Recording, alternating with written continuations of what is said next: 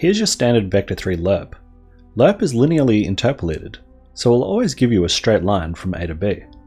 Slerp, on the other hand, is spherically interpolated. Instead of returning a straight path, it will return points as if it were on the circumference of a sphere. Where the quadratic Bezier curve can yield deformed curves, Slerp will always provide a nice uniform curve. We can demonstrate this curvature better by adding more points to the path.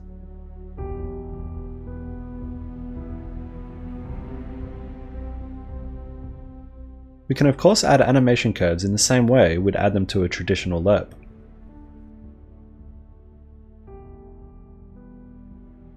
By default, Slerp uses world space 0, 0 as the center of the circle. This can cause weird results when your path is not perfectly positioned around 0, 0. This can be corrected by finding the center of your points and offsetting the calculation. Playing with the center pivot offset gives you control over the curvature.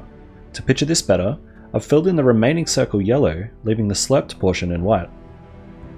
Alright, I hope this helped you understand Slerp. I'll be releasing a bunch of these quick little visualizations in the future, so subscribe if you're excited about that. Merry Christmas and goodbye.